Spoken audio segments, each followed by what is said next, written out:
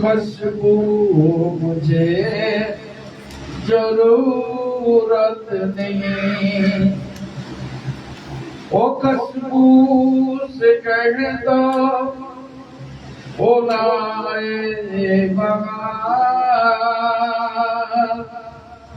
ओ खुशबू मुझे जरूरत नहीं। जिस खुशबू से मैं सारे जहां, वो खुशबू मदीने से आती है। अल्लाहुम्मा सय्यदना मौलाना मुहम्मद सय्यदना मौलाना मुहम्मद। झुक करना सरवर मैं पढ़ते रहूं, शक दीदार से दिल मचलता रहे, मुस्कुराते रहे आशिके मुस्तफा, हर मुनाफिक पे सुन सुनने जलते रहे। अल्लाहुम्मा सल्ली अला सय्यदना मौलाना मुहम्मद व अला आलि सय्यदना मौलाना मुहम्मद। औज़ु बिल्लाहि मिनश शैतानिर रजीम। बिस्मिल्लाहिर्रहमानिर्रहीम। फी कलामिल मजीद वल फुरकानिल हमीद। আসুন আল্লাহ তসবিহ করি। সুবহানাল্লাহ আলহামদুলিল্লাহ লা ইলাহা ইল্লাল্লাহ। সুবহানাল্লাহ আলহামদুলিল্লাহ লা ইলাহা ইল্লাল্লাহ। সুবহানাল্লাহ আলহামদুলিল্লাহ লা ইলাহা ইল্লাল্লাহ। সুবহানাল্লাহ আলহামদুলিল্লাহ লা ইলাহা ইল্লাল্লাহ। আল্লাহু আকবার। কুদুস রব্বানা রব্বুল মালাইকাতি ওয়া রূহে সুবহান কুদুস রব্বানা রব্বুল মালাইকাতি ওয়া রূহে সুবহান কুদুস রব্বানা রব্বুল মালাইকাতি ওয়া রূহে। আল্লাহুম্মা সাল্লি আলা সাইয়্যিদিনা মাওলানা মুহাম্মদ ওয়া আলা سيدنا مولانا محمد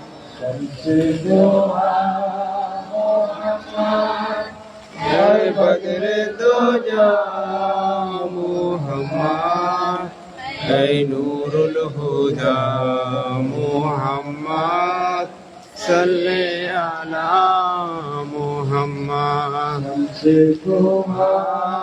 मुहम्मद जय बद्र दुजा मुहम्मद जय नूरुल हुदा मुहम्मद सल्ले अला मुहम्मद से दोहा मुहम्मद ए बद्र दोजा मुहम्मद ए नूरुल हुदा मुहम्मद सल्ले अला मुहम्मद तुम पर रसूल अकबर सलाम तुम पर रसूल अकबर सलातु रब्बिल आला मुहम्मद सलातु रब्बिल आला मुहम्मद दरूद तुम पर रसूल अकबर दरूद तुम पर रसूल अकबर सलातु रब्बिल आला मुहम्मद सलातु रब्बिल आला मुहम्मद أعوذ بالله من الشيطان الرجيم بسم الله الرحمن الرحيم نحمده صلوا على رسوله الكريم أما بعد সমস্ত প্রশংসা স্তব স্তুতি বন্দনা আরাধনা একমাত্র মহান আল্লাহ পাকের দরবারে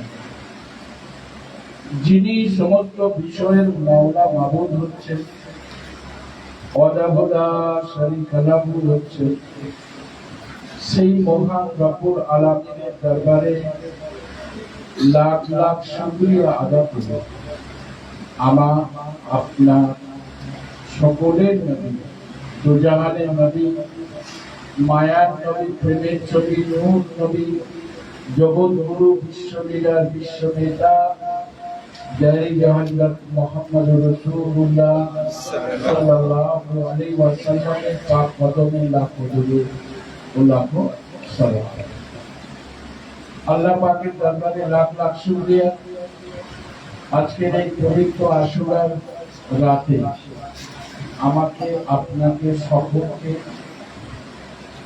হামিদ স্যার রহমাতুল্লাহ আলাইহির আঙিনা আল্লাহ উপস্থিত হওয়ার যে তৌফিক দান করেছেন এর জন্য আল্লাহ পাকের দরবারে লাখ লাখ শুকরিয়া। আজকে এই পবিত্র রাত এমন একটা রাত যে রাতে এক রাকাত কেউ যদি নামাজ পড়ে নফল নামাজ পড়ে তো আল্লাহ পাক রব্বুল আলামিন 1000 নামাজের সওয়াব দান করেন। একটা যদি কেউ 9 তারিখ বা 10 তারিখে রোজা রাখে একটা রোজার বিনিময়ে 100 বছর রোজা রাখলে যা সওয়াব হবে নফল রোজা আল্লাহ তাআলা আমল নামায় দান করেন। আজকের এই রাত অতি পবিত্র রাত। আল্লাহ পাক যত রাত বানিয়েছে তার মধ্যে সবচেয়ে দোয়ালা বরকত রহমতপূর্ণ রাত হলো 5টা রাতকে আল্লাহ তৈরি করেছেন। এক নম্বর হলো ঈদের আগের রাত, যেটাকে আমরা জাগরণ রাত অনেকে বলি। বদরা ঈদের আগের রাত, দুটো ঈদের আগের রাত। 3 নম্বর হলো 27 রমজান, রোজার মাসে 27 রমজান। একটা হলো শবে বরাতের রাত, আর একটা হলো এই আশুরা রাত। বলবেন না আশুরা? এই রাতে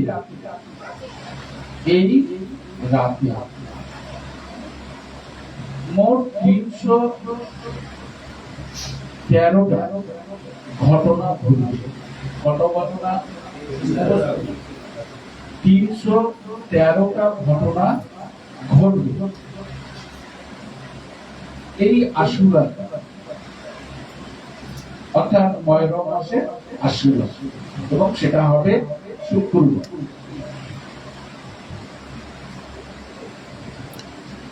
এই 313টা ঘটনা ঘটার মধ্যে 312টা ঘটনা ঘটে গেছে। 312টা ঘটনা ঘটে গেছে, বড় বড় ঘটনা এই মুহররম চাঁদে ঘটে গেছে। তাহলে বাকি আছে কটা? মাত্র একটা। না বোঝাতে পারলাম?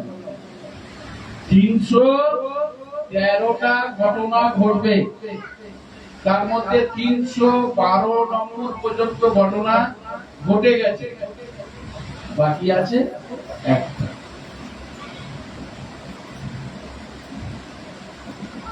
এই রাতটা, এই আশুরা 10 তারিখ, মুহররমের 10 তারিখ, আল্লাহ পাক কোন কায়নাতকে আল্লাহ তৈরি করেছেন, এটা সবচেয়ে বড় ঘটনা।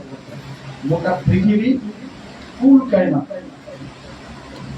সমস্ত জগৎকে আল্লাহ সৃষ্টি করেছেন কোন রাতে? এই 10ই মুহররম।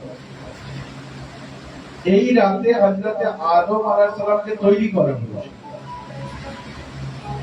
এই রাতে আদম আলাইহিস সালাম প্রথম ফল খেয়ে ফেলেছিলেন, তার দোয়া কি কবুল হয়েছিল এই মুহররমের 10 তারিখে। বলুন সুবহানাল্লাহ। এই রাতে, এই আশুরার 10 তারিখ, নূহ আলাইহিস সালাম কিস্তি থেকে, বন্যা থেকে আল্লাহ হেফাজত করেছেন। ইউনূস আলাইহিস সালাম মাছ তাকে খেয়ে ফেলেছিল, গিলে ফেলেছিল। তো আল্লাহ রাব্বুল আলামিন অনন্ত করুণায়, দয়ায় ইউনূস আলাইহিস সালামকে 40 দিন মাছের পেটে থাকা সত্ত্বেও আল্লাহ তার হেদায়েত দারাজ করেছিলেন এবং মুক্তি দান করেছিলেন। এইভাবে সমস্ত নবীদের বহু ঘটনা এই মুহররম মাসে আছে। কুরআন নাযিল হয়েছে মুহররম মাসে। বলবেন না সুবহানাল্লাহ? আর সর্বশেষ এটা বলতে গেলে অনেক লিস্ট, তাহলে 312 নম্বর এসে যে ঠিকে গেল। সবচেয়ে বড় ঘটনা ঘটলো হযরতে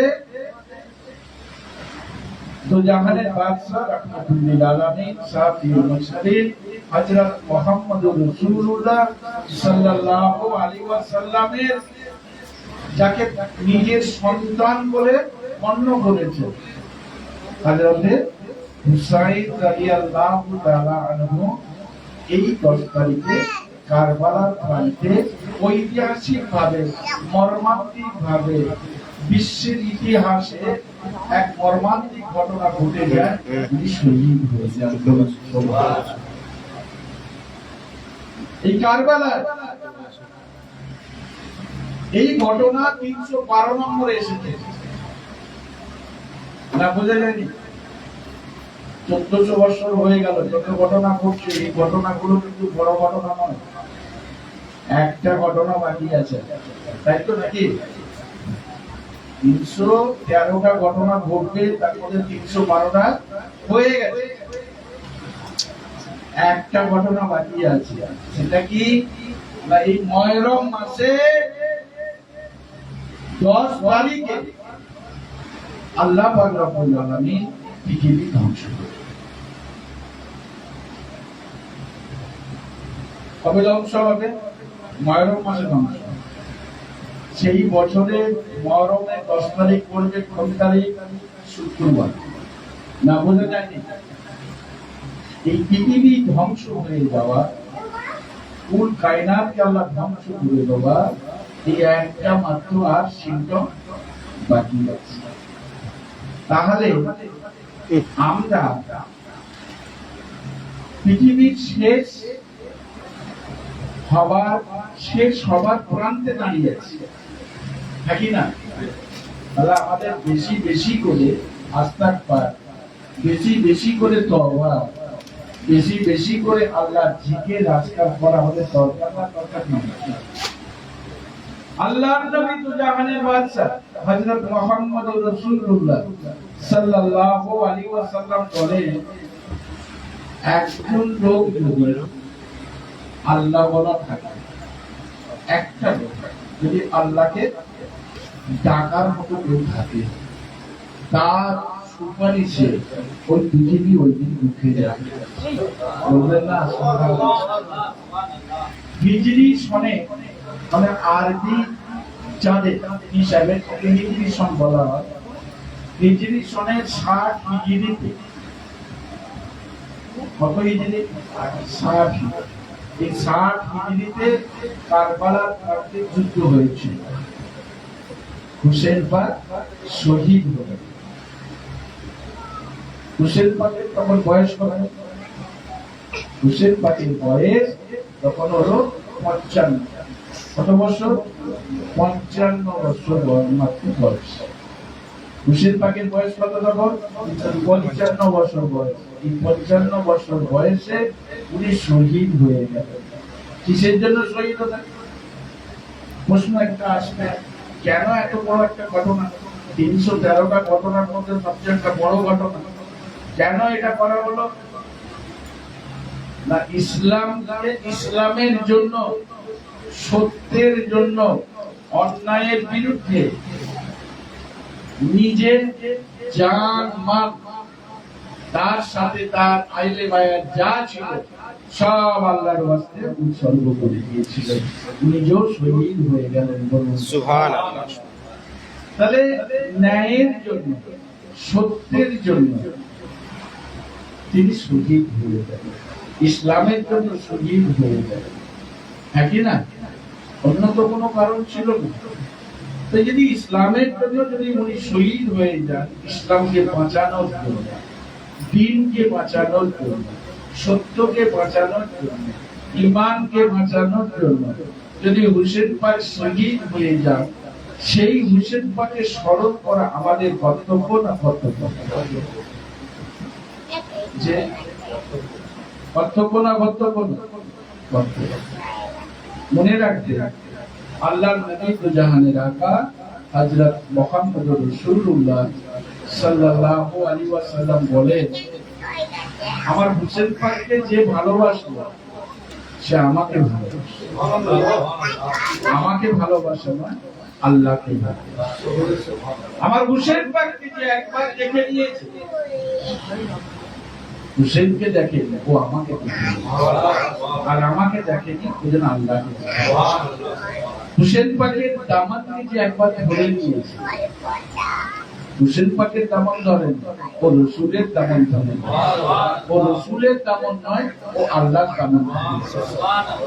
হুসেন পাক রাদিয়াল্লাহু তাআলা আনহু যে নীতি আদর্শ, তার যে চিন্তা, তার যে ভাবনা, তার যে মিশন তিনি আমাদের কাছে রেখে গেছেন, সেই বাস্তবে সেটাকে রূপ দেওয়া, আমরা জীবনযাত্রার পথে, চলার পথে সেটাকে বাধ্যও করাই আমাদের কর্তব্য।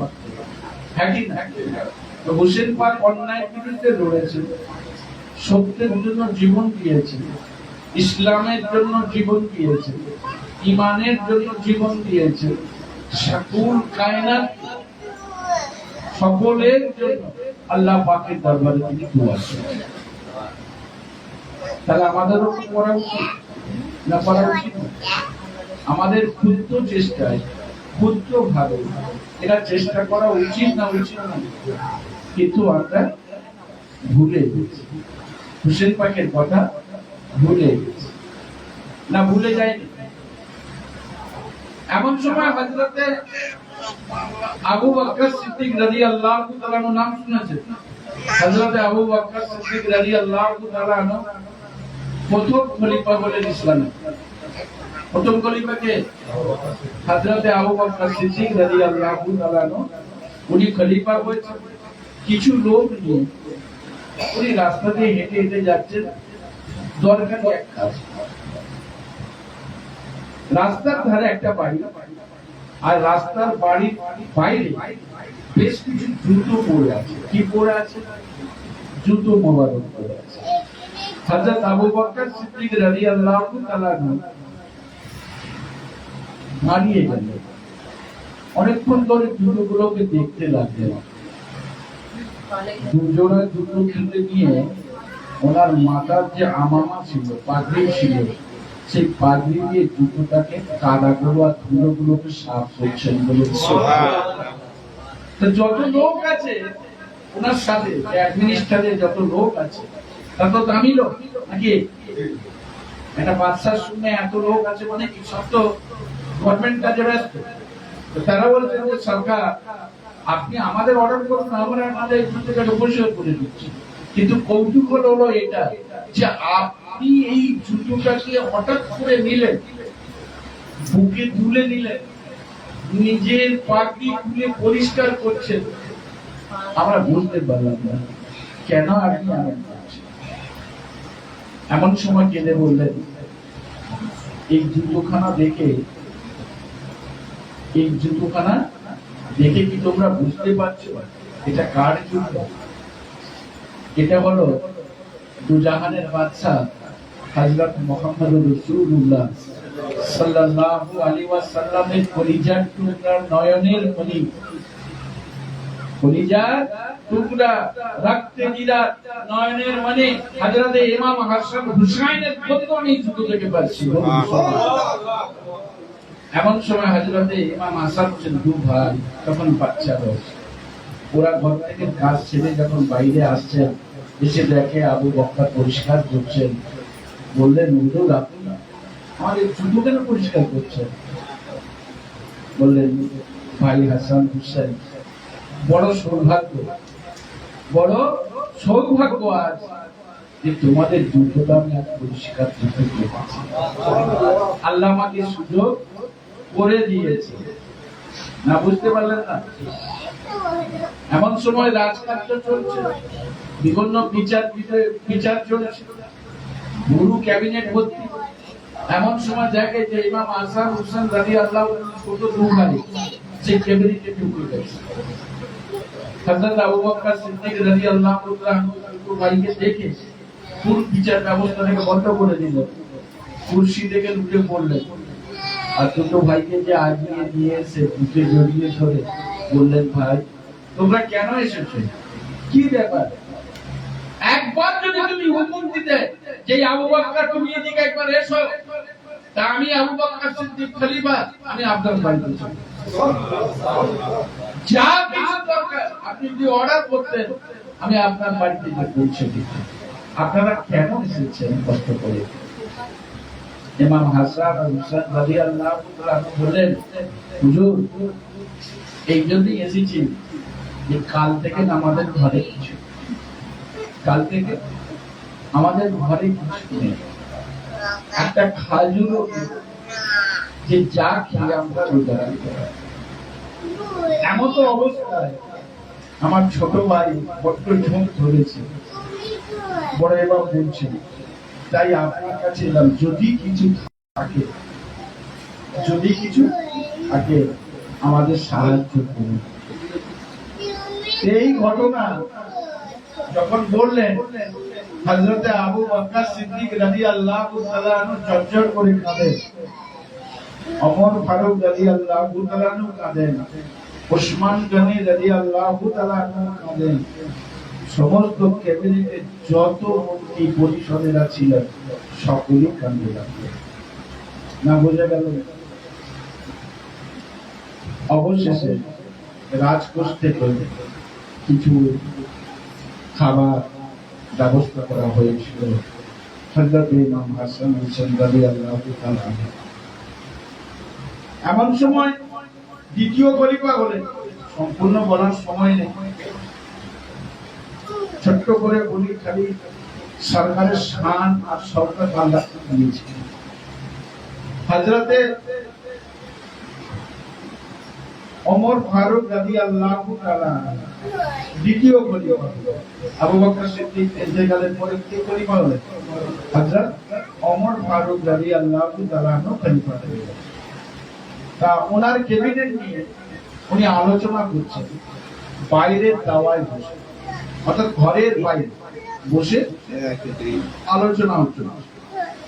এমন সময় হযরত ওমর ফারুক রাদিয়াল্লাহু তাআলা লক্ষ্য করে গেল যেন ওনার সামনে দিয়ে ইমাম হাসান আর হুসেন চলে গেছে।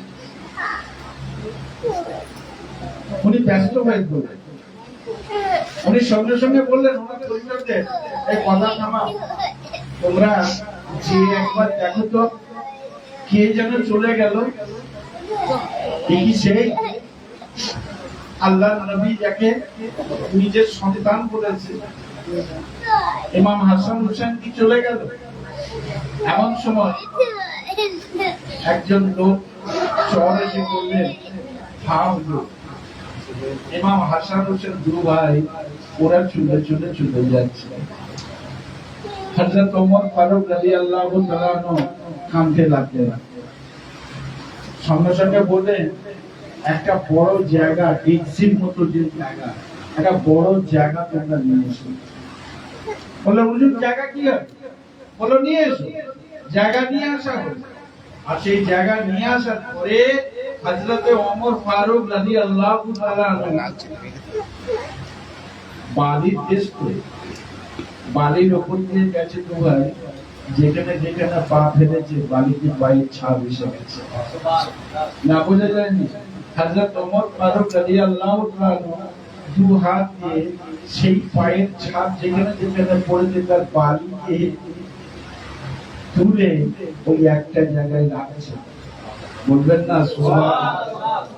সবাই বললেন যে হুজুর আপনি বালি তুলছেন কেন? বলছেন তোমরা কি দেখছো না,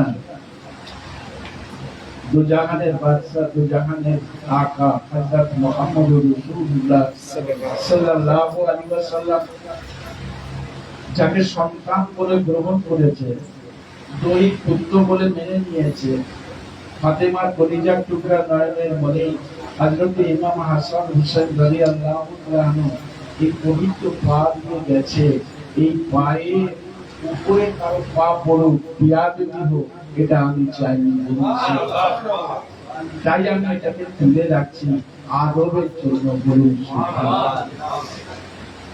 তা প্রত্যেকে এরকম খলিফা, আবু বকর সিদ্দিক থেকে হযরতে ওমর ফারুক রাদিয়াল্লাহু তাআলা থেকে হযরতে ওসমান গনি রাদিয়াল্লাহু তাআলা থেকে হযরতে আলী মুর্তজা রাদিয়াল্লাহু তাআলা থেকে সকলকেই দেখা গেছে যে ইমাম হাসান হুসেনকে অত্যাধিক ভালোবাসতেন। না বোঝা গেল? আল্লাহর রাসূল বলতে বলতে এমন কথাও বলেছেন, হাদিস পাকে এসেছে, আমা হতে হুসাইন আর হুসাইন থেকে সুবহানাল্লাহ, আমি যার মাওলা, আমি যার মাওলা, অভিভাবক। মাওলা মানে কি? অভিভাবক। আমি যার মাওলা, আমার হাসান হুসাইনও তার। সমস্ত সাহাবাদের দেখিয়ে বললেন যে শোনো, আমার এই ইমাম হাসান হুসাইনকে তোমরা দেখে রাখো, সারা পৃথিবীর যুবকদের সর্দার, সারা পৃথিবীর যুবকদের সর্দার আমার ইমাম হাসান হুসাইনকে আমরা বলি। সারা পৃথিবীর যুবকদের সর্দার কাল জান্নাতে ইমাম হাসান আর হুসাইনকে আল্লাহ করে দিয়েছেন। বলুন সুবহানাল্লাহ। তাহলে মেয়েদের সর্দার হযরতে ফাতেমা জোহরা রাদিয়াল্লাহু তাআলা আনহা, ঠিক আছে না? শহীদদের সর্দার হযরতে মাওলা আলী কালিমুল্লাহ রাদিয়াল্লাহু তাআলা, 1,24,000 নবীদের সর্দার আর 2,24,000 নবী রাসূল পয়গম্বরদের সর্দার, দুজাহানের আকা, মায়ার নবী, প্রেমের ছবি, নূর নবী, জগৎ গুরু, বিশ্ব লিডার, বিশ্ব নেতা, দাদি হযরত মুহাম্মদুর রাসূলুল্লাহ সাল্লাল্লাহু আলাইহি ওয়াসাল্লাম। রইল কি? আপনি যেটা দিয়ে যান, যেখান দিয়ে যান, যেভাবেই যান, এদের দলতে করে শিখতে হবে না, বোঝা যায় না। আর সমস্ত বৃদ্ধ, সমস্ত বয়সের মানুষের শ্রদ্ধা হযরতে আবু বকর সিদ্দিক রাদিয়াল্লাহু আনহু, আর সমস্ত যুবকদের শ্রদ্ধা ইমাম হাসান হুসাইনকে করে দেওয়া হয়েছে। শহীদদের শ্রদ্ধা সবচেয়ে বেশি মর্যাদা কার? শহীদের দরজা সবচেয়ে বড় মর্যাদা। না বোঝা গেল? মাওলা আলীকে করে দেওয়া হয়েছে। আর সমস্ত নারী জগতের শ্রদ্ধা হযরতে মা ফাতেমা জোহরা রাদিয়াল্লাহু তাআলা আনহাকে করে দেওয়া হয়েছে। না বুঝলেন? আপনি যেটা নিয়ে যান, যেভাবে যান, পাঞ্জাতনের দরজা দিয়ে যেতে। এই পাঞ্জাতন পাককে ছাড়া আপনার কিছু হবে না। না বোঝা গেল না? যত খুতবার বই আছে, জুম্মার দিনে খুতবা হয় না, এই যত খুতবার বই আছে তার মধ্যে দেখবেন যে ইমাম হাসান, হুসাইন, ফাতেমা, আলী নাম আছে। আছে না নেই? আছে। যে খুতবায় এদের নাম নেই, সে খুতবাই এই খুতবাতে এদের নাম থাকার জন্য মাবিয়ার বংশ 200 বছর, কত বছর? প্রায় 200 বছর এই পাঞ্জাতনের নাম নিশানাকে মিটিয়ে দেওয়ার চেষ্টা করেছে। সমস্ত কিতাব থেকে যেখানে এদের নাম ছিল সেই নামগুলো কেটে মন গড়া ওদের নামগুলো বসিয়ে দিয়েছিল।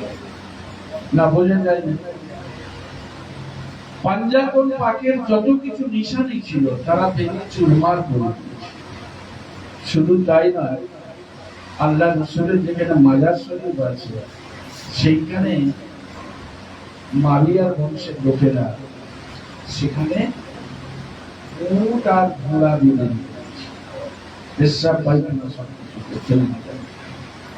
কাবা শরীফের গ্লাতে আগুন লাগিয়ে দিয়েছে। বোঝা যাচ্ছে?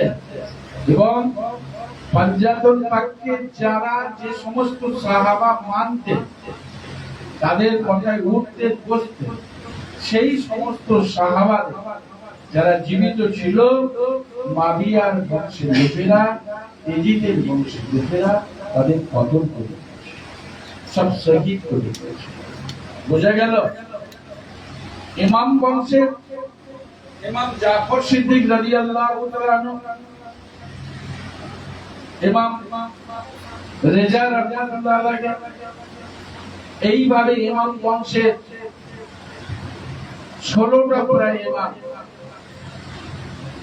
এই দুনিয়ার বুকে এসে তারা ইসলামকে জীবিত করার লক্ষ্যে এবং মাবিয়াকে চক্রান্ত করে যে সমস্ত জাল হাদিস তৈরি করা হয়েছিল এবং যে সমস্ত খুতবা চেঞ্জ করা হয়েছিল সেইগুলোকে কালেকশন করেছে সারা রাত ধরে আর সারাদিন পাহাড়ের দিকে লুকিয়ে থাকতে। কারণ এজিদের বংশের লোকেরা তাদের মার্ডার করে দেওয়ার জন্য। দুঃখের বিষয়, ইমাম বংশে প্রায় 16টা জেনারেশন, কটা জেনারেশন? 16টা জেনারেশন সব মারা হয়ে গেছে, সব খুন হয়ে গেছে। খুন কিন্তু এই বাইরের লোক এসে পারেনি, কোনো হিন্দু লোক এসে পারেনি, খ্রিস্টান লোক এসে পারেনি। এই খুন যারা করেছে তারা আমার মতো দাড়িওয়ালা, টুপিওয়ালা, নামাজি লোক। আজও আছে ভারতবর্ষে, আজও পৃথিবীতে সেই সব মানুষ আছে। সেই মাবিয়া, সেই এজিদের বংশধরেরা এখনো বেঁচে আছে। না বেঁচে নেই? এখনো রাসূল করিম সাল্লাল্লাহু আলাইহি ওয়াসাল্লামের বিরুদ্ধে, ইমাম পাকের বিরুদ্ধে আলী মুর্তজা রাদিয়াল্লাহু তাআলার বিরুদ্ধে, হযরত ফাতেমা জোহরা রাদিয়াল্লাহু তাআলা আনহার বিরুদ্ধে এখনো তারা উল্টো অপপ্রচার চালিয়ে যাচ্ছে। এক শ্রেণীর লোক আছে না নেই? সেটা আপনার মতো লোকেরা তো, তারা আলেম, বড় সব বক্তা, তারা কিন্তু করে যাচ্ছে। মূল ইতিহাস কিন্তু এখানে তা নয়। মূল ইতিহাস এখানে বলে যে 200 বছর ওরা রাজত্ব করে ইমাম পাকের নাম নিশানা মিটিয়ে দেওয়ার চেষ্টা করেছে। তাহলে আপনাদের কর্তব্য, আপনারা তার ধারক বাহক হিসাবে ইমাম পাকের ভালোবাসা মানুষ হিসাবে, আশিক হিসাবে হযরত ইমাম পাক হুসেন পাকের যে রেখে যাওয়া যে নীতি, আদর্শ, চিন্তা ভাবনা, সেইটাকে বাস্তবে চলার পথে আপনার রূপ দেওয়াই হলো আপনার কাজ না কাজ। যদি আপনি আপনার বাস্তবে ইমাম হুসেন পাকের চিন্তা ভাবনা, আদর্শ, নীতিকে রূপ না দিতে পারে, ইসলামের জন্য নিজের জীবনকে যদি বলিদান না করতে পারে, ইসলামের জন্য যদি অর্থ মানে উৎসর্গ না করতে পারে, আপনার ছেলে পুলে টাকা পয়সা ধন দৌলত যা কিছু আছে সব ইসলামের জন্য তারা কোরবানি করে দিয়েছিল, আপনি তো অন্তত 100% 1% তো করুন নাকি? আমি তো হুসেন পাককে ভালোবাসার মধ্যে, কিন্তু আজ সেই হুসেন পাকের নাম নেওয়ার মতো লোক মুসলমান আজ হারিয়ে গেছে। অধিকাংশ হুসেন পাককে ভালোবাসতে যে অতিরঞ্জিত যেমন ভালো নয়, অনেক মানুষ আবার অতিরঞ্জিত করে দেবে, হ্যাঁ কি না? তেমন ভুলে যাওয়াটাও ঠিক না। তো তাদের জন্য কাঁদবেন না, তাদের জন্য ভাববেন না, তাদের কথা আলোচনা করবেন না, তো কাদের কথা আলোচনা করবেন?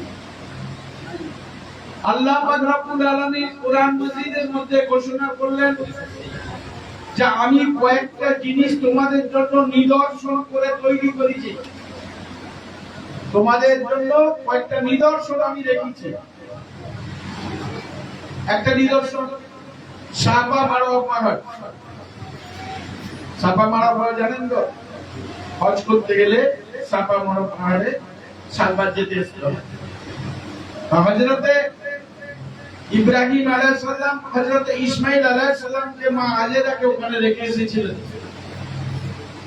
পানি পিপাসায় যখন কাতর, মা হাজেরা যে দেখে ওইদিকে পানি যেন একটা জায়গায় জমে আছে, কোথায়? না সাফা পাহাড়ে। মা হাজেরা ওইদিকে পানির জন্য ছুটলেন, যে দেখলেন না পানি, যে দেখলেন পানি এখন চিকচিক করে রোদেতে, মনে হবে ওখানে পানি বুঝি জমে আছে। আবার দূরের দিকে চেয়ে দেখেন, সাফা মারওয়ার পাহাড়ের দিকে চেয়ে দেখেন যে ওখানে যেন পানি জমে আছে। আবার ছুটে এলেন পাগলের মতো, এদিকে ইসমাইল কাঁদছে পানির জন্য, না বোঝা যায়নি? এই পানির জন্য 7 বার গেলেন আর এলেন। এই যাওয়াতে আর আসাতে আল্লাহর কাছে এত ভালো লাগলো, এত ভালো লাগলো, এত ভালো লাগলো, সমস্ত হাজির জন্য ওটা ফরজ হয়ে গেছে। সুন্নতটাকে, নিদর্শনটাকে আল্লাহ পাক করে দিয়েছেন। যত হাজি গেছে, হজ করেছে, সকলকে এই সাফা মারওয়ার পাহাড় থেকে আসতে হয়েছে। কথা ঠিক না? মা হাজেরা কিন্তু কোন নবী নয়, মা হাজেরা কিন্তু কোন নবী নয়, কিন্তু নবীর মা। সুবহানাল্লাহ। মা হাজেরা কোন নবী নয়, কিন্তু নবীর স্ত্রী। নবীর স্ত্রী, তার নবীর স্ত্রী, নবীর মা। তার যাওয়া আসাটাকে এত আল্লাহ পছন্দ করে নিলেন যে আজ পর্যন্ত সমস্ত হাজি ওই সাফা মারওয়া পাহাড় দিতে হবে। এটা কি নিদর্শন? না, আল্লাহ আমাদের জন্য নিদর্শন করে দিয়েছে। ইব্রাহিম আলাইহিস সালাম ইসমাইল আলাইহিস সালামকে কুরবানি করতে গেলেন, আল্লাহ সরিয়ে দিলেন, তার জায়গায় একটা কুরবা দিল, একটা নিদর্শন হয়ে গেল। আর সেই নিদর্শনটা কোরবানিতে চলে এলো। আমরা পশু বা অন্যান্য কিছু জন্তু জানোয়ার কিংবা হালাল জন্তু তার ভিতর দিয়ে আমরা কোরবানি করি, হ্যাঁ কি না? আপনি বলুন, এই মা হাজেরা যাওয়া আসাটাকে যদি নিদর্শন হয়, কুল কায়নাতের জন্য, ইসলামের জন্য, দ্বীনের জন্য, সত্যের জন্য, ন্যায়ের জন্য নিজে এবং নিজের পরিবার সব আল্লাহর রাস্তায় উৎসর্গ করে দিলেন এবং শহীদের দরজা প্রাপ্ত হয়ে গেলেন হযরত হোসেন পাক রাদিয়াল্লাহু তাআলা আনহু। তো কারবালাটা কি নিদর্শন নয়? বেশক বেশক। এর চেয়ে বড় নিদর্শন কি হতে পারে? এর চেয়ে বড় নিদর্শন কি হতে পারে? হোসেন পাকের এই নিদর্শন সামনে রেখে, যেমন আজও যেমন সাফা মারোয়া পাহাড়ে যাতায়াত করা হচ্ছে, ঠিক তেমন আজও হোসেন পাককে সামনে রেখে আমাদের দিলে কান্না আসা উচিত, ভাবা উচিত, ভাবুক হওয়া উচিত, আশিক হওয়া উচিত, হোসেন পাককে ভালোবাসা উচিত, হ্যাঁ কি না? যাই হোক, সেই ভালোবাসা, সেই প্রেম আমাদের কাছ থেকে আস্তে আস্তে হারিয়ে গেছে। যদি আপনার দিনকে যদি আপনি মজবুত করতে হয়, ন্যায়কে যদি প্রতিষ্ঠিত করতে হয়, সত্যের আলোকে যদি আপনাকে চলতে হয়, সৌরতন্ত্র পুঁজিবাদকে যদি ধ্বংস করতে হয়,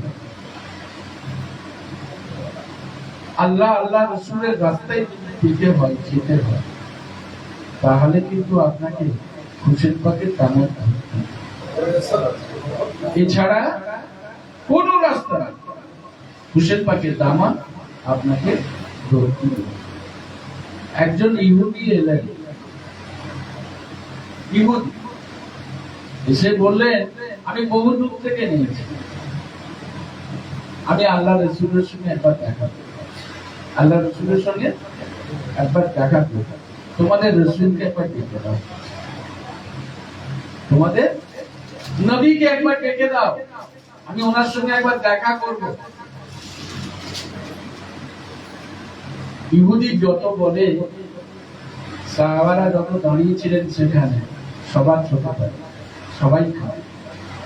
ইহুদি বলে, আরে বাবা, আমি তো অন্যের জন্য আসিনি, আমি তো আমার নবীর সঙ্গে তোমাদের দেখা করব, তা আমার বলায় তোমরা খাচ্ছ কেন, কি হয়েছে?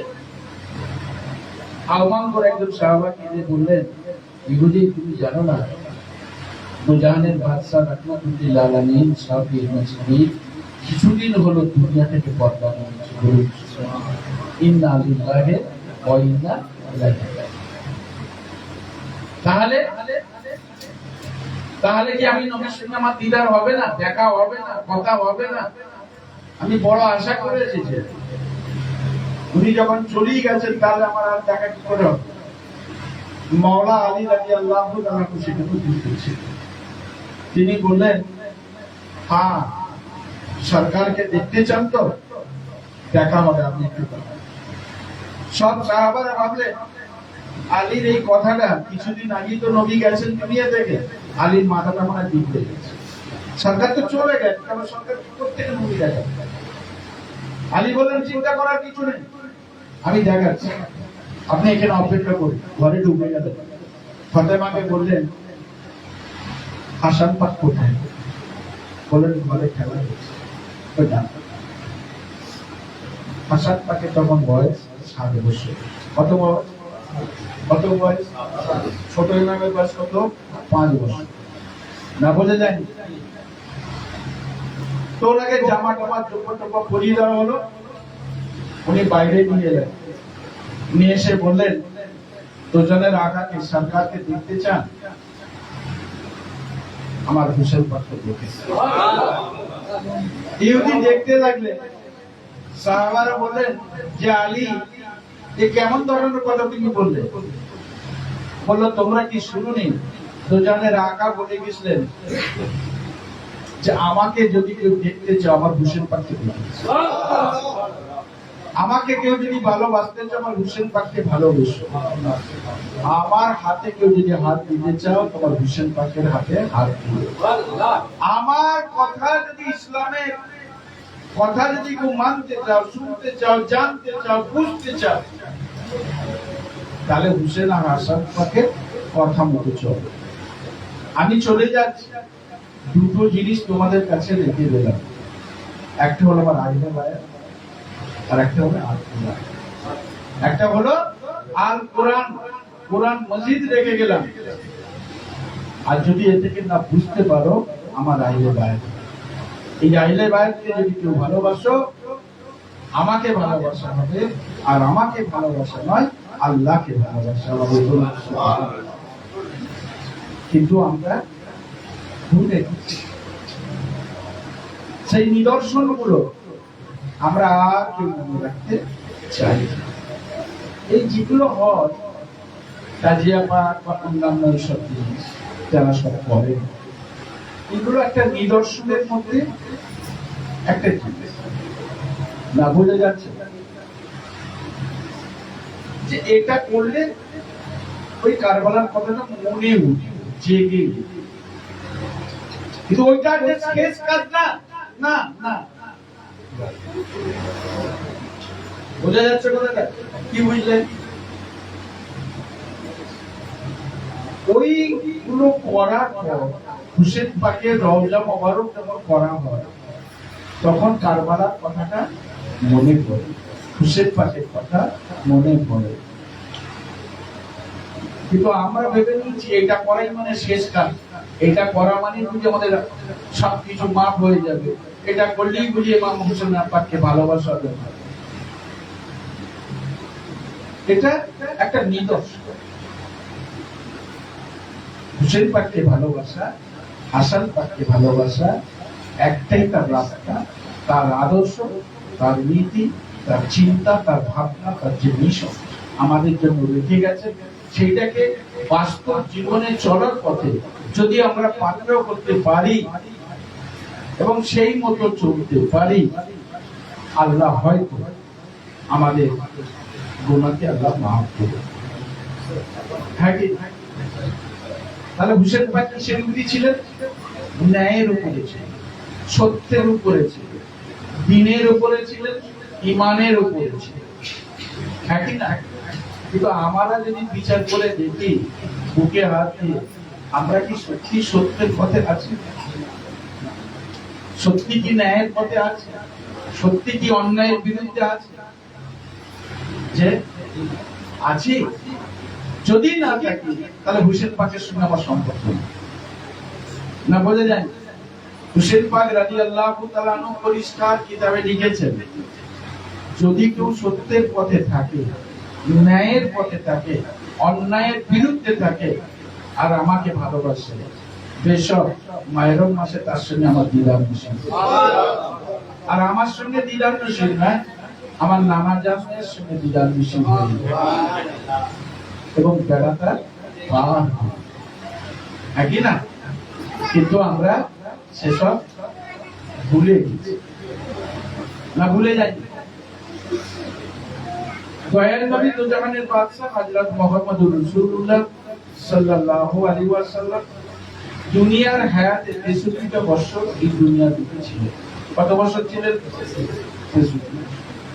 জীবনে কোনোদিন একবার নিজের জন্য কোনোদিন দোয়া চাননি, নিজের ছেলে মেয়ের জন্য কোনোদিন দোয়া চাননি। তাহলে কার জন্য দোয়া চেয়েছি সারা রাত? কেন? এই তামাম উম্মতের জন্য। আর এখনো দুনিয়া থেকে চলে গিয়ে মদিনার মানওয়ারায় শুয়ে এখনো দয়ার নবী দু জাহানের আকা হযরত মুহাম্মদুর রাসূলুল্লাহ সাল্লাল্লাহু আলাইহি ওয়াসাল্লাম এখনো তামাম উম্মতের জন্য কাঁদছেন। কাল যখন হাসরের ময়দান, প্রথম কাকে তোলা হবে? আল্লাহর নবীকে তোলা হবে। কাকে তোলা হবে? আল্লাহর নবীকে সর্বপ্রথম কবর থেকে তোলা হবে, রওজা পাক থেকে তোলা হবে। আর যখন তোলা হবে তখন দেখা যাবে যে রাসূল করিম সাল্লাল্লাহু আলাইহি ওয়াসাল্লামের এই দাড়ি মোবারক ভিজে কপালে কাদা এবং কাপড়ও কাদা হয়ে আছে। হযরত জিবরাইল আলাইহিস সালাম জিজ্ঞাসা করবেন, ইয়া রাসূলুল্লাহ, আপনার কপালে কাদা কেন, গোটা দাড়ি মোবারক ভিজে কেন, এবং পুরো পিরহান আপনার কাদায় ভর্তি কেন?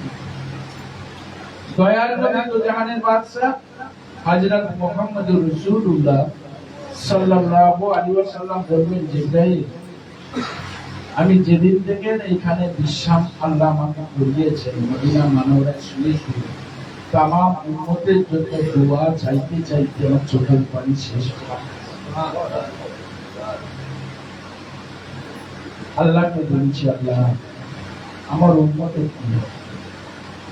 সেই নবী মদিনা শরীফের মধ্যে শুয়ে আছেন।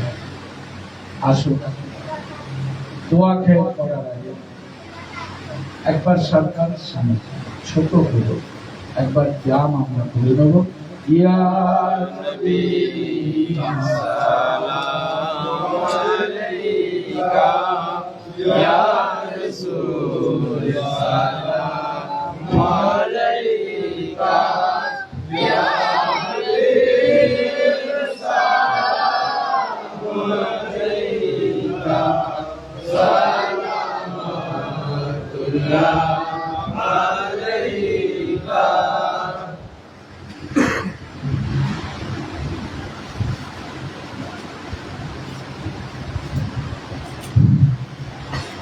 तुम भी हो रहबर हमारा, सबको है तेरा सहारा। करम कर सब पे या खुदा, सल्लल्लाहु अलैहि वसल्लम। या नबी सलाम अलैका, या रसूल सलाम अलैका, या हबीब सलाम अलैका, सलामतुल्लाह अलैका। अमर नबी बानेरी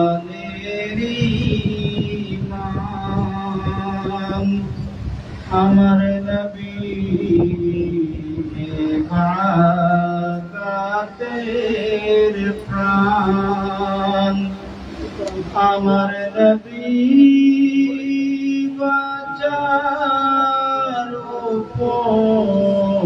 প্রদান, আমার নবী জীবনের নায়ক, ইয়া নবী সালাম আলাইকা, ইয়া রাসূল সালাম আলাইকা, ইয়া হাবিব সালাম আলাইকা, সালামাতুল্লাহ আলাইকা।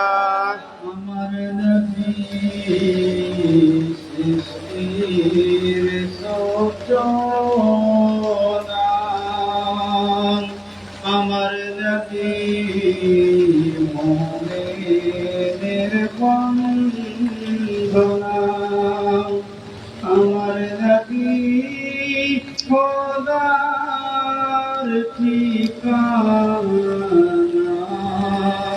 ভক্ত হতে নীরব সাধনা।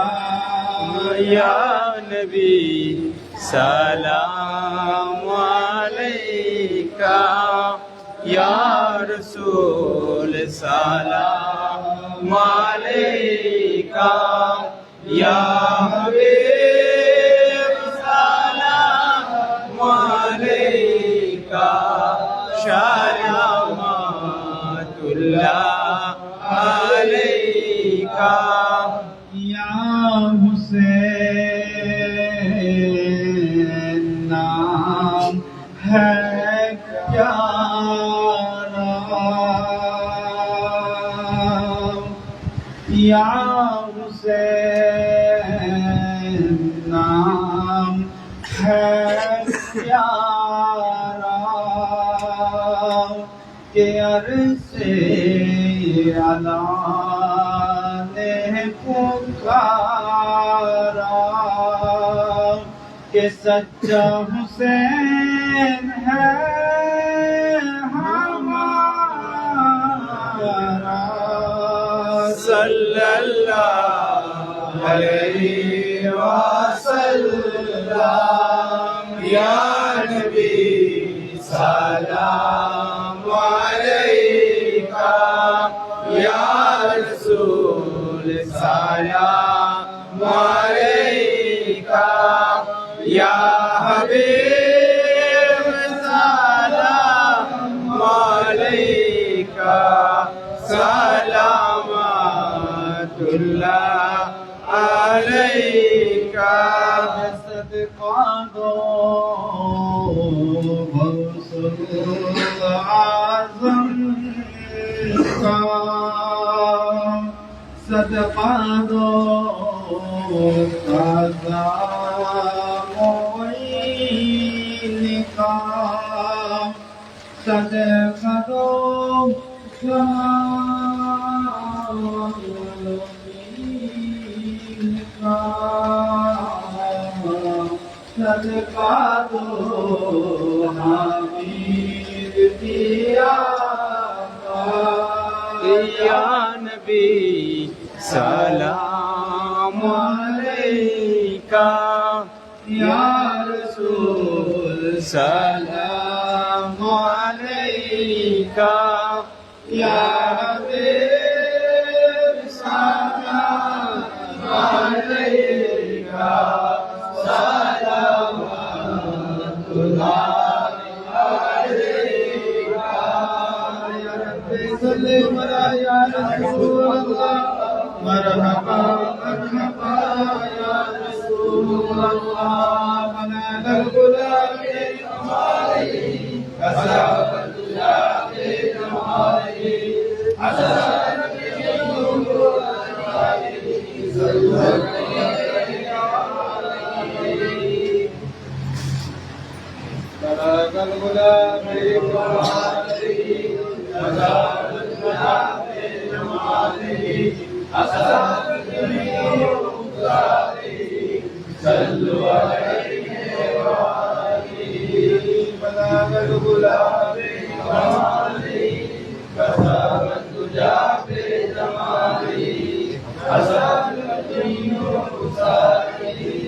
सल्लु अलैहि वालिहि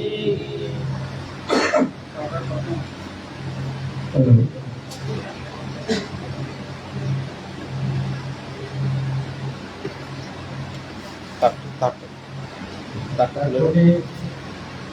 দোয়া খেয়ে দেওয়া হবে। তার আগে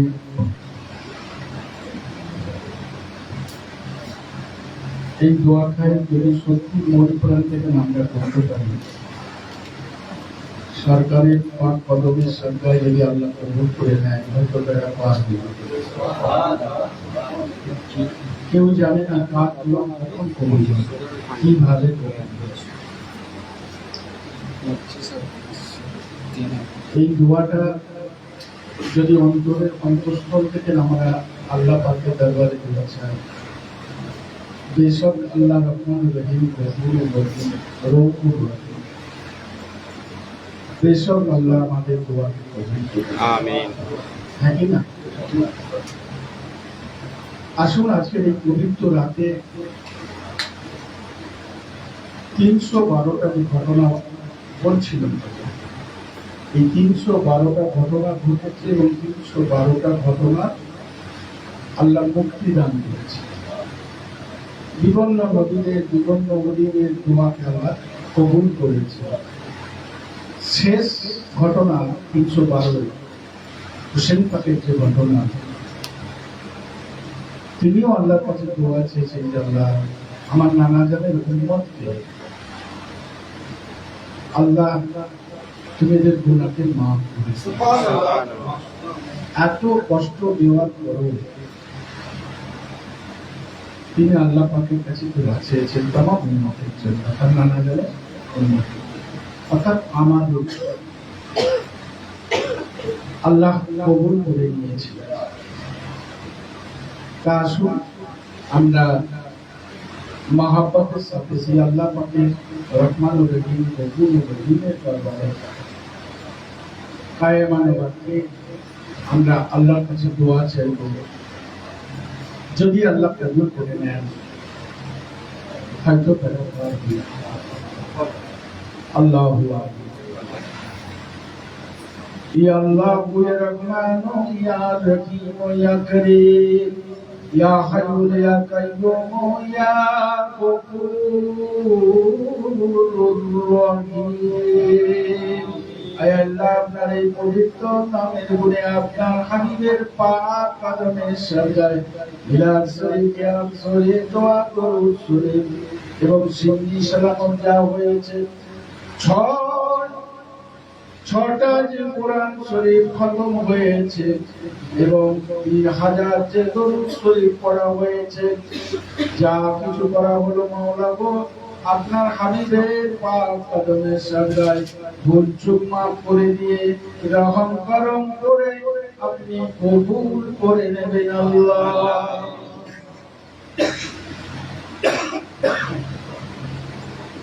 খাস করে যদি কোনো সওয়াব আপনি দান করে থাকেন, ওই সওয়াব সর্বপ্রথম দয়ার নবী দুজাহানের আকা হযরত মুহাম্মদুর রাসূলুল্লাহ সাল্লাল্লাহু আলাইহি ওয়াসাল্লাম হুজুরের পাক কদমে লাখো সালাম দিয়ে সওয়াব খানি পৌঁছে দেবে।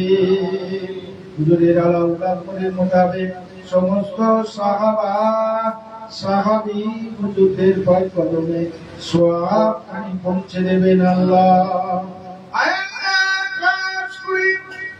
হযরত মাওলানা রাদিয়াল্লাহু তাআলা আনহু, হযরত মা ফাতেমা জোহরা রাদিয়াল্লাহু তাআলা আনহু, হযরত ইমাম হাসান হুসাইন রাদিয়াল্লাহু তাআলা আনহু, এনাদের পাক কদমে লাখো সালাম দিয়ে সওয়াব খানি পৌঁছে দেবেন আল্লাহ। শহীদে কারবালায় সমস্ত শহীদানের পাক কদমে লাখো সালাম দিয়ে সওয়াব খানি পৌঁছে দেবেন আল্লাহ। আল্লাহ ইরাকের জমিনে বিরানি বিদস্তগি আব্দুল কাদের জিলানী মাহবুবে সুবহানি মাসুদে আজলানি শাহ মাইনুদ্দিন কুতুবে রব্বানি গৌসুল আজম বাবা বড় বিশ্বাস রহমাতুল্লাহ আলাইহি শুয়ে আছেন, ওনার পাক কদমে লাখো সালাম দিয়ে সওয়াব খানি পৌঁছে দেবেন আল্লাহ। আয় আল্লাহ ইরাকের জমিনে যত আল্লাহওয়ালা বুজুর্গানে দিন যারা শুয়ে রয়েছেন, ওনাদের পাক কদমে লাখো সালাম দিয়ে সওয়াব খানি পৌঁছে দেবেন আল্লাহ। হিন্দুস্তানের বাদশা খাজা মাইনুদ্দিন চিশতি হাসান সঞ্জরি রহমাতুল্লাহ আলাইহি মুজাদ্দিদ আল-ফিসানি রহমাতুল্লাহ আলাইহি, ওনাদের পাক কদমে লাখো সালাম দিয়ে সওয়াব খানি পৌঁছে দেবেন আল্লাহ।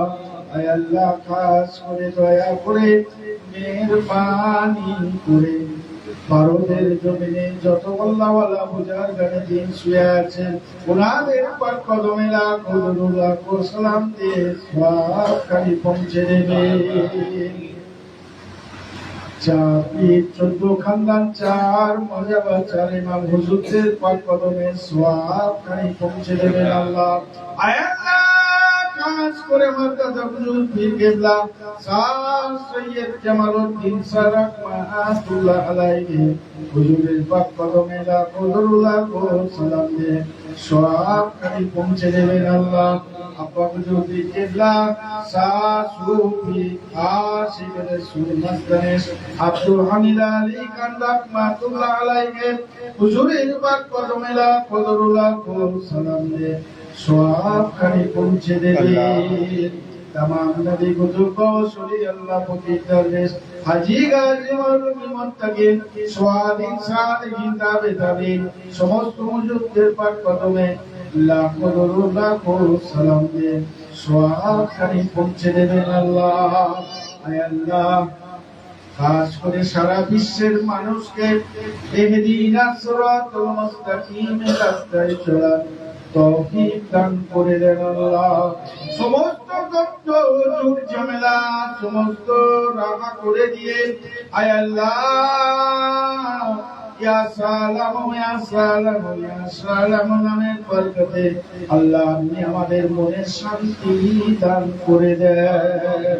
আয় আল্লাহ, এই দুনিয়ায় যত আল্লাহ ওয়ালা বুজুর্গানে দিন এখনো হায়াতে রয়েছে মাওলা গো, সওয়াবের পরিবর্তে তাদের হায়াত দারাজ করে দেন। নেক দোয়া নেক আমলগুলোকে কবুল করে নেন আল্লাহ। আয় আল্লাহ, খাস করে দয়া করে মেহেরবানি করে আপনার বন্ধুর দরবারে আমি রহমাতুল্লাহ আলাইহির দরবারে আজ যত ভক্ত এসেছেন আসছে আসবেন সকলের হাজিরাকে আপনি কবুল করে নেন আল্লাহ। আয় আল্লাহ, রহমাতুল্লাহ আলাইহির পাক কদমের সদকায় আমাদের দিলের ময়লাকে সাফ করে দিয়ে ইসকে ইলাহি ইসকে নূর আপনি পয়দা করে দেন। দরগা শরীফের যত ভক্ত মুরিদ যে যেখানে আছে মাওলা গো, তাদের নেক দোয়া নেক আমলগুলোকে আপনি কবুল করে নেন আল্লাহ।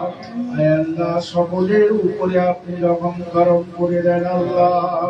আয় আল্লাহ, আইলে বাইতের দামানকে পাঞ্জাতনের দামানকে ধরার মতো ধরে রাখার মতো আল্লাহ আপনি আমাদের তৌফিক দান করে দেন আল্লাহ।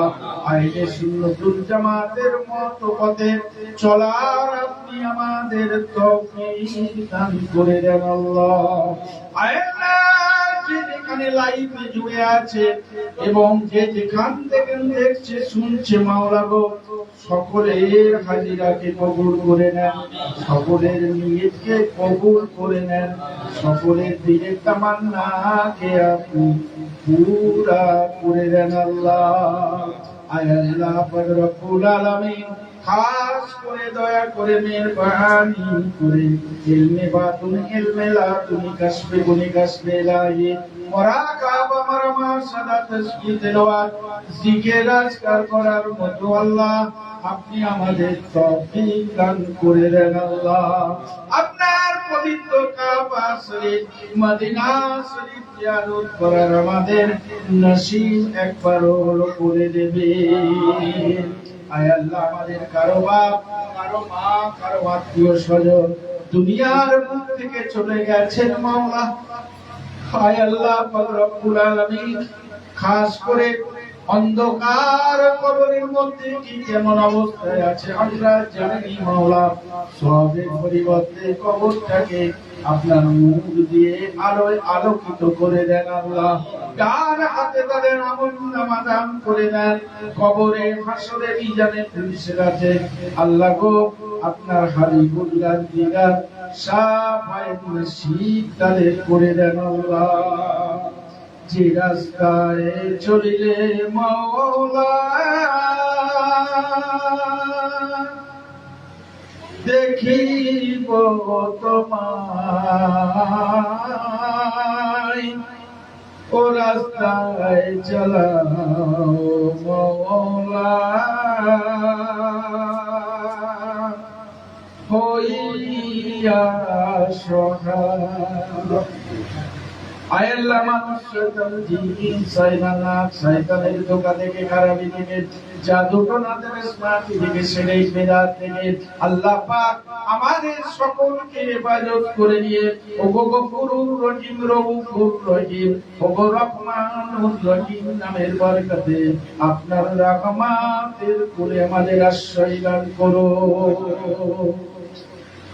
আল্লাহুম্মা সাল্লি ওয়া সাল্লিম বারিক আলা রাসূলিল কারীম রাহমাতুল লিল আলামিন শাফিউল মুজনিবিন সাইয়্যিদিনা সাফিয়ানা হাবিবিনা নবিয়ানা মাওলানা মুহাম্মদ ওয়া আলি বাইতিহি আওলাদিহি যুররিয়াতিহি আজওয়াজিহি ওয়া সাহাবিহি আউলিয়া উম্মতিহি আজমাইন কামা সাল্লাল্লাহু সাল্লামতা বারাকতা রাহমাতুকা আলা আলি সাইয়্যিদিনা ইব্রাহিমা ওয়া আলি সাইয়্যিদিনা ইব্রাহিমা ইন্নাকা হামিদুম মাজিদ। রব্বানা আতিনা ফিদ দুনিয়া হাসানাতাও ওয়া ফিল আখিরাতি হাসানাতাও ওয়া কিনা আযাবান্নার। আলিল্লাহ মিনকা ওয়া সুআদা মিন ইনসিকা কাবনু ইয়াসিন আল কুরআনিল হাকীম আল্লাহু সামাদ আলিমুল গায়বি ওয়াস সাদাতি ওয়া রাহমানুর রহিম। আল্লাহু নাযিরিন ওয়া গালাইকা মাবাতাম মিন্নি ওয়া লিদুশনাইনি আল্লাহু হাজিরুন লা ইলাহা ইল্লা আনতা সুবহানাকা ইন্নী কুনতু মিনাজ জালিমিন ফাস্তাগফিরনা লাহু ওয়া নাজাইনাহু মিনাল গাম্মি ওয়া কাযযালিকা নুনজিল মুমিনিন। আল্লাহ আল্লাহ আমাদের দোয়াকে আপনি কবুল করে নিন। আমিন। পীর ও মুর্শিদের পাক কদমের সাজদায় কবুল করে নিন। আমিন। গৌস পাকের সাজদায় কবুল করে নিন। আমিন। আয় আল্লাহ পঞ্জাতুনের পাক কদমের সাজদায় আপনি কবুল করে নিন। আমিন। আয় আল্লাহ তোমার কোরআন মজিদের সাজদায় আপনি কবুল করে নিন। আমিন। আয় আল্লাহ যারা এই কোরআন 6 খতম কোরআন শরীফ পড়েছে আয় আল্লাহ এদের পড়ায় বলার মধ্যে যিনি ভুল আর মাফ করে দেন। আয় আল্লাহ যে উদ্দেশ্য যে নিয়ত নিয়ে কোরআন শরীফ খতম করেছে মাওলা আল্লাহ তাদের দিলের তামান্নাকে আপনি পুরা করে দিন। 3000 বার যে দরুদ শরীফ পড়েছে যে দিলের তামান্না নিয়ে আল্লাহ আপনি কবুল করে নিন। ইয়া আল্লাহ ইয়া রহমান ইয়া রহিম ইয়া করিম ইয়া হাই ইয়া কাইয়ুম ইয়া গফুর রহিম ইয়া হান্নান ইয়া মান্নান ইয়া দাইয়ান ইয়া সুবহান ইয়া বুরহান ইয়া জলিল ইয়া জব্বার ইয়া আউয়াল ইয়া আখির ইয়া জাহির ইয়া বাতিন ইয়া নূর ইয়া যুল জালালি ওয়াল ইকরাম। আল্লাহ আপনার এই পবিত্র নামের গুণে আল্লাহ আপনি কবুল করুন। আমিন। ইয়া আল্লাহ ইয়া সালাম ইয়া সালাম ইয়া সালাম ইয়া সাফি ইয়া সাফি ইয়া সাফি ইয়া আল্লাহ ইয়া আমিনু ইয়া আমিনু ইয়া আমিনু। এই নামের বরকতে আমাদের মনে আল্লাহ আপনি আমাদের শান্তি দান করেন। আমাদের ঘরে বাইরে সমস্ত জায়গায় আল্লাহ দিলের মাইলাকে সাফ করে দিয়ে ইসকে লাগি ইসকে নূর আল্লাহ আপনি আমাদের দিলের পয়দা আপনি করে দেন আল্লাহ। সুবহান রাব্বিল ইজ্জাতি আম্মা ইয়াসিফুন ওয়া সালামুন আলাল মুরসালিন আলহামদুলিল্লাহ আলহামদুলিল্লাহি রাব্বিল আলামিন। আমিন আমিন সুম্মা আমিন ওয়া লা ইলাহা ইল্লাল্লাহ লা ইলাহা ইল্লাল্লাহ লা ইলাহা ইল্লাল্লাহ মুহাম্মাদুর রাসূলুল্লাহ। মান্নানু ইয়া মান্নান ইয়া দাইয়ানু ইয়া সুবহান ইয়া রহমানু ইয়া বুরহান ইন্না আলাইনা দিল গফুরান লা ইলাহা ইল্লাল্লাহ লা ইলাহা ইল্লাল্লাহ লা ইলাহা ইল্লাল্লাহ মুহাম্মাদুর রাসূলুল্লাহ সাল্লাল্লাহু আলাইহি ওয়াসাল্লাম।